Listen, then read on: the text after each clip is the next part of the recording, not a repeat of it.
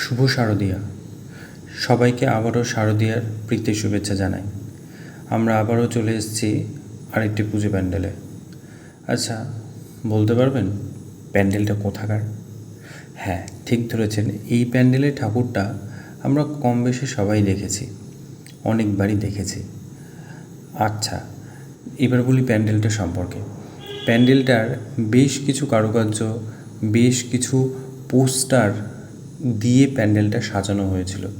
পুরনো বাড়ির আদলে তৈরি করা হয়েছিল। এই ছবিগুলো দেখেই কিন্তু আমরা ছোট থেকে বড় হয়েছি।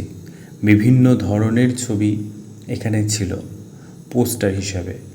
তারপর প্যান্ডেলটির সৌন্দর্য আরও বৃদ্ধি পেয়েছিল এখানকার ভাঙা ইট, ছোট ছোট দেবদেবীর মূর্তি, এগুলোতে যেন প্যান্ডেলটি জৌলুস আরও বাড়িয়েছিল। আর তারপর এই মূর্তির ছবিটি দেখুন তো, কি অসাধারণ না? ছোট ছোট ক্যানভাসে বেশ কিছু ছবি ছিল, যেই ছবিগুলো বহু পুরনো ছবি। আমরা মনে হচ্ছিল যেন পুরনো দিনে ফিরে গেছি।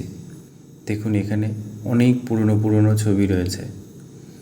এই ছবিগুলো দেখে হয়তো আমরা বড় হয়েছি, ছোটোবেলায় দেখেছি এই ছবিগুলো বইয়ের পাতায়। তারপর এখানে শিব ঠাকুর এবং মা পার্বতীর একটি ক্যানভাসের ছবি ছিল।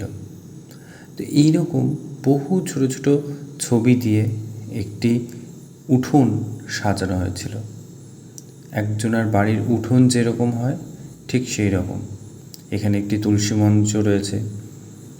এইখানটায় দেখে কেউ বলতেই পারবে না যে এটা কারো বাড়ি নয়।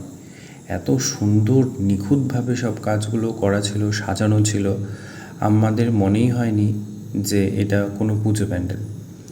পুরো মনে হচ্ছিল যেন সত্যি কারো বাড়িতে এসেছি। তো পুরনো দিনের বাড়িগুলো ঠিক যেই রকম হয় একদম হুবহু সেই রকমই সাজানো ছিল। তারপর যখন ভিতরে প্রবেশ করলাম অন্দরমহলের দিকে, প্যান্ডেলের যত ভিতরে গেছি তত যেন চোখ ধাঁধিয়ে যাচ্ছে। এত সুন্দর কাজ।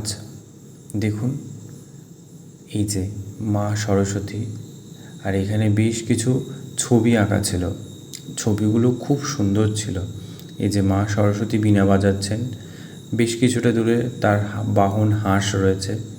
এইখানে জলের ওপর মা লক্ষ্মী রয়েছে। দূরে, বহু দূরে গণেশ ঠাকুর বসে রয়েছেন। এইবার আসি মাতৃ প্রতিমা। কি সুন্দর অপরূপ শোভা মায়ের মুখটি। আমি তো দেখে তাকিয়েই ছিলাম এক দৃষ্টে।